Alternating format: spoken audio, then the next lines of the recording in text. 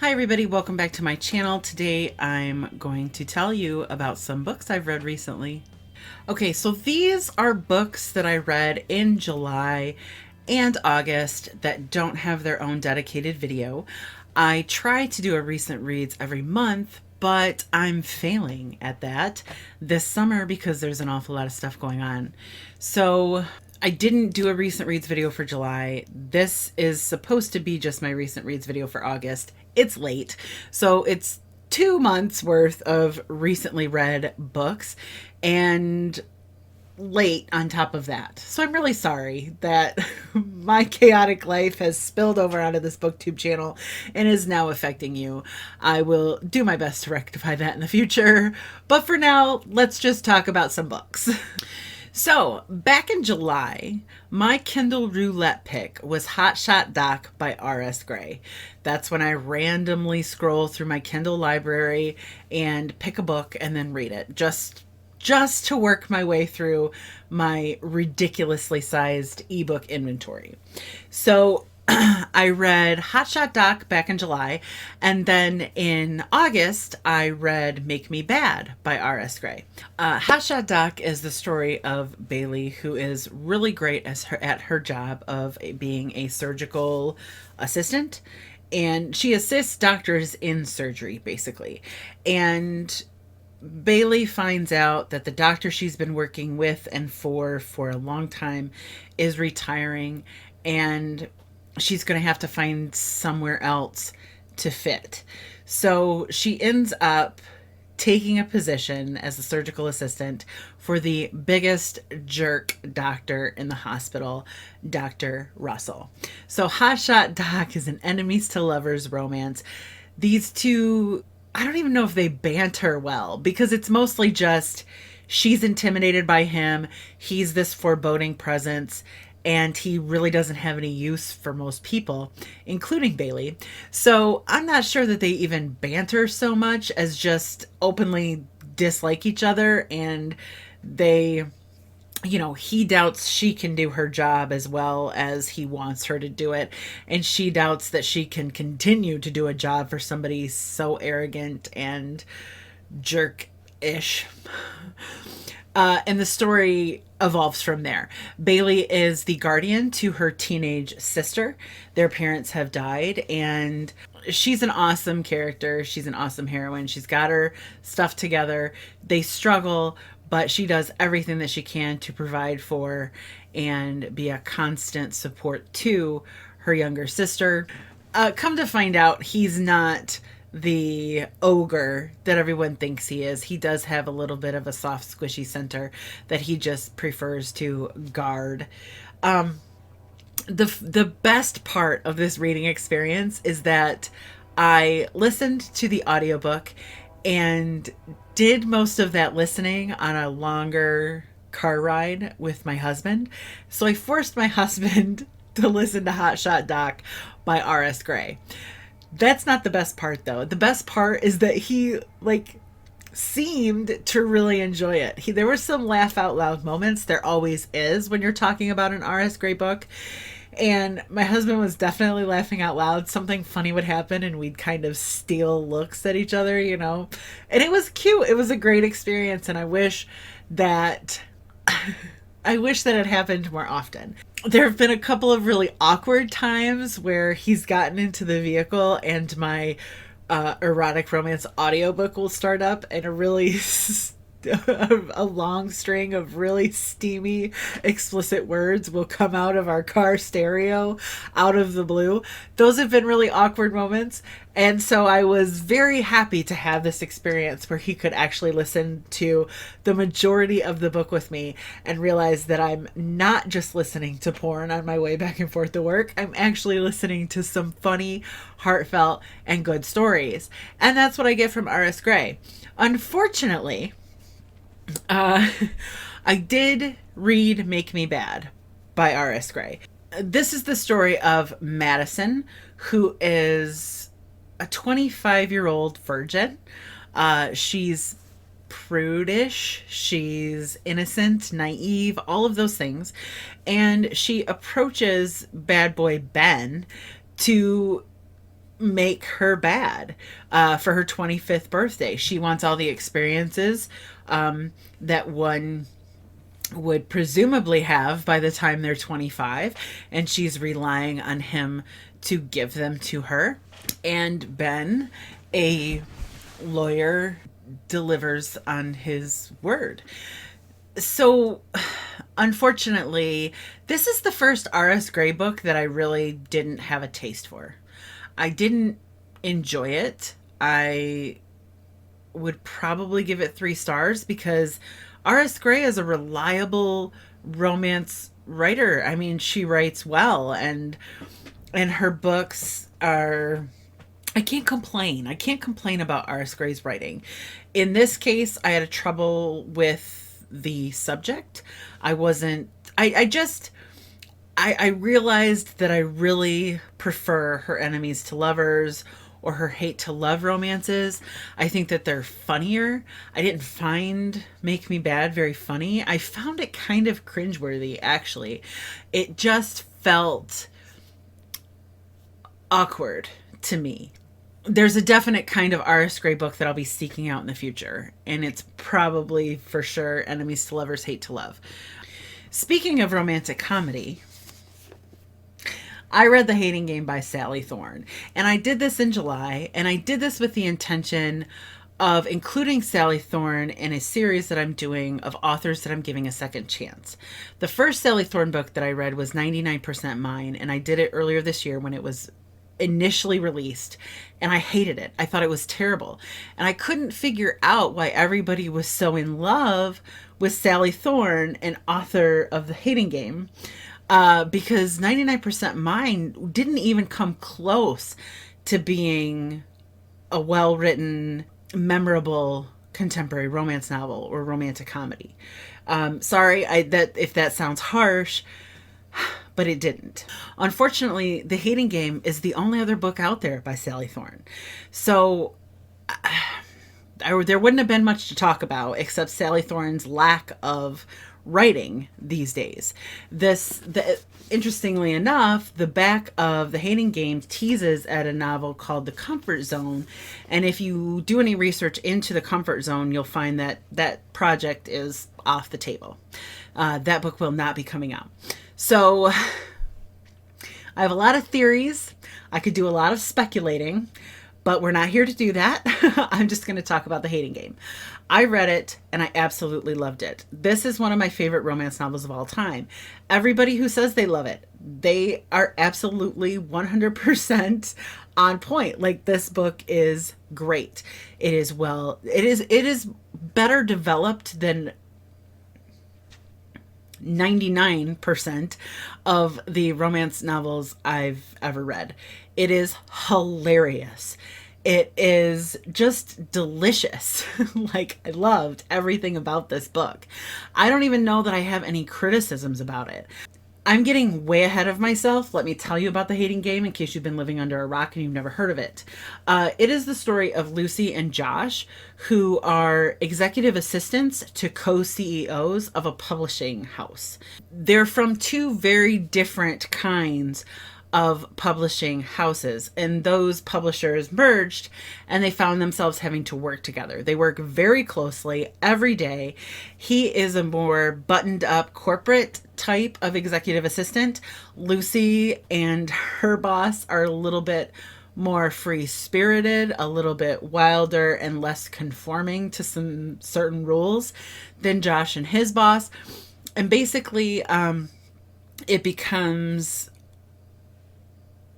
a thing that there is a position, an executive level position, that they're both qualified for and both being considered for, and they hate each other, and the conflict becomes who will get this job.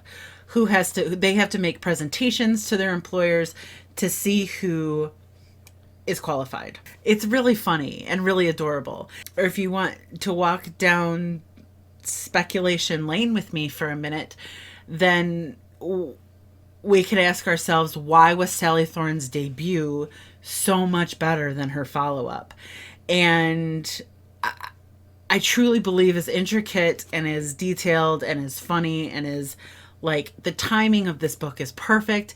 The right things happen at the exact right times. It's seamless. And it feels like a book that took 10 years to write. Honest to God. Like, it feels like it's been thoroughly vetted, edited, put through the paces, any other kind of ridiculous saying for that sort of thing that you want to come up with. But it's so well done that it feels like it could have taken 10 years.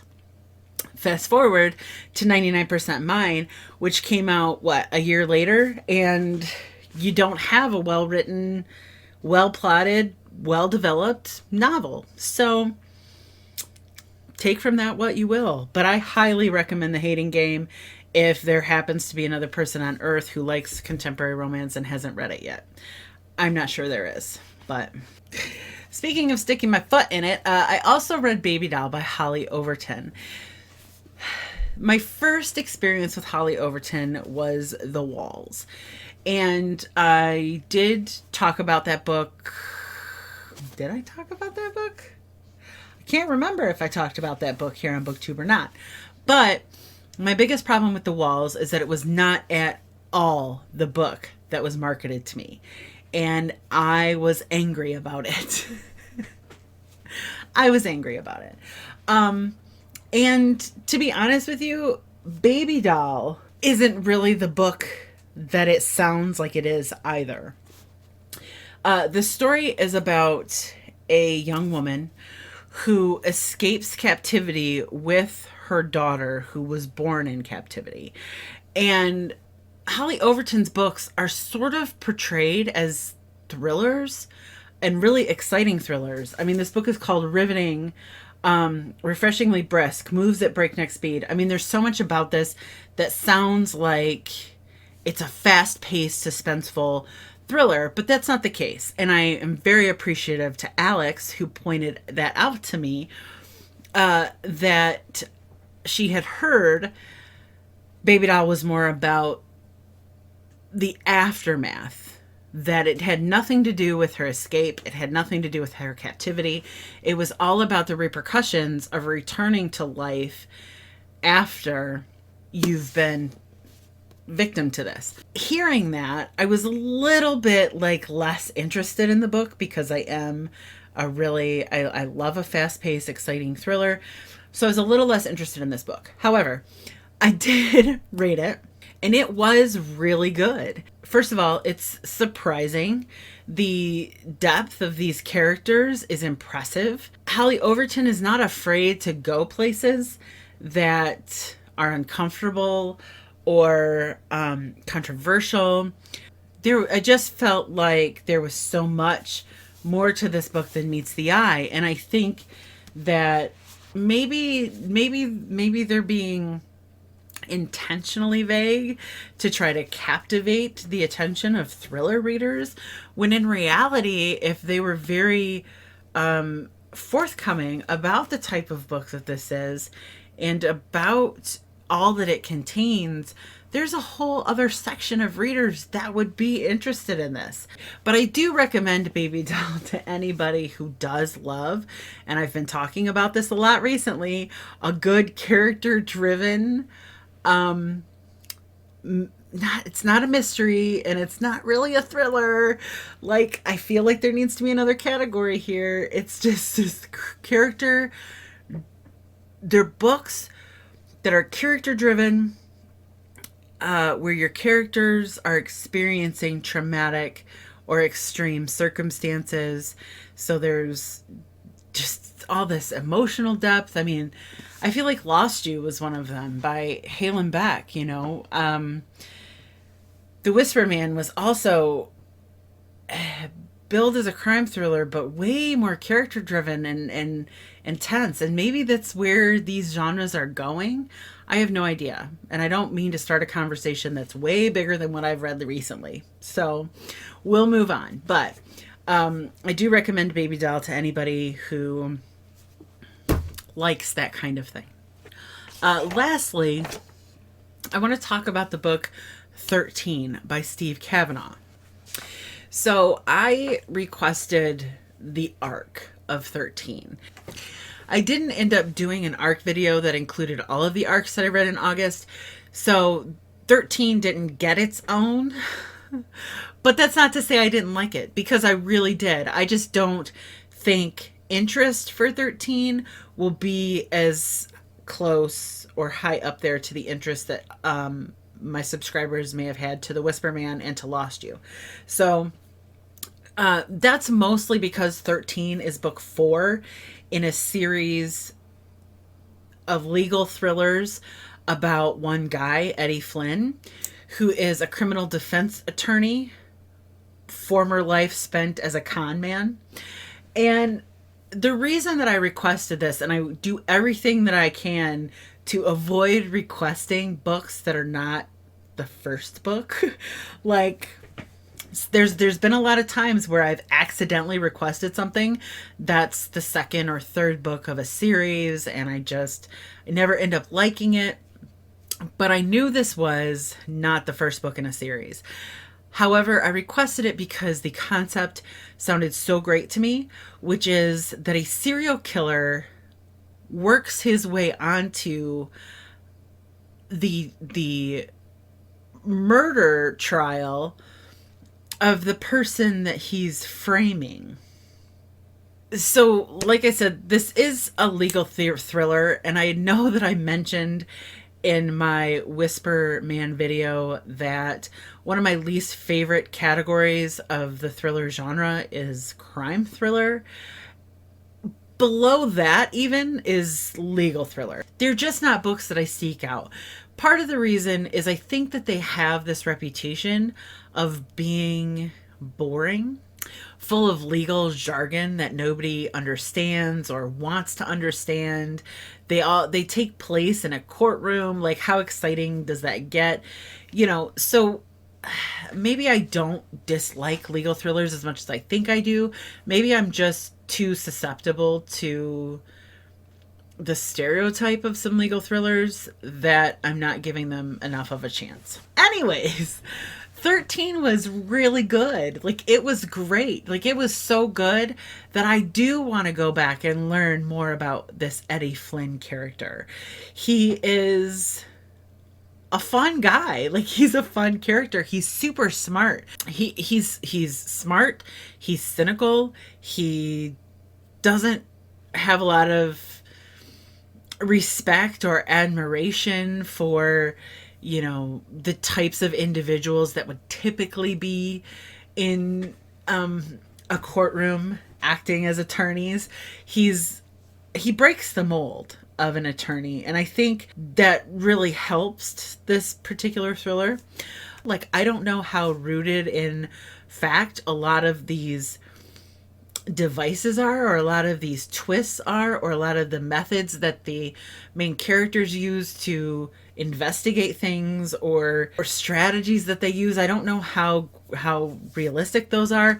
I also don't know how realistic it is for a serial killer to manipulate his way onto a very specific jury. But the way that it's explained in this book is really good, intricately good. Like, Steve Cavanagh, the author, he got a way bigger brain than I do. Like, thinking all this stuff out. They're really complicated. They're really intricate books, legal thrillers in general.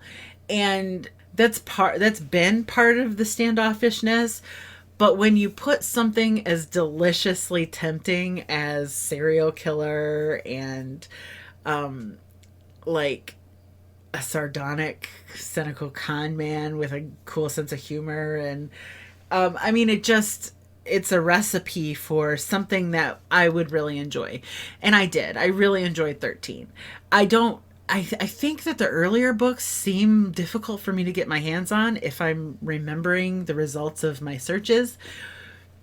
So I don't know if I'll be able to go back and read about the origins of Eddie Flynn, or if I just read about Eddie Flynn from this point forward. But I'm very willing to do so. I think this is a good book. I think if you like legal thrillers, if you like clever books, and you can acknowledge that the author is way smarter than you are when you walk in the front door to the book, like I had to, then maybe check this one out. I think, when was it released? Okay, so I was just trying to find out like what the actual release date of this book was. It came out, as far as I know, in August. And I'm running into some roadblocks just trying to find out basic information about this book. Amazon lists 13 as Eddie Flynn's number 3 book. Goodreads lists 13 as Eddie Flynn number 4. Goodreads also says that it was first published in January of 2018. Amazon says that it was published August 13th of 2019. So I don't know what's going on there. Anyways, I said all that to say that there's some ambiguity surrounding the Eddie Flynn series, but I don't feel like I missed out on anything starting with 13. Be that the 3rd book or 4th book in the series, who the hell knows? So I'm not going to tell you not to jump in at that point either. If it sounds like something that you're interested in, I say go for it. It'll pretty much bring you up to speed and only allude to other things that happened before a little bit. So, and most of that is about Eddie Flynn's personal relationships. You know, if you're reading a legal thriller, you can probably take or leave that line of content. Admittedly, those weren't all of the books that I read in July and August. However, they're the books that are not going to have or have not had their own exclusive video. If you've read any of them or if you have questions about any of them, let's talk about that stuff in the comment section below. Thank you so much for watching, and I will see you all very soon.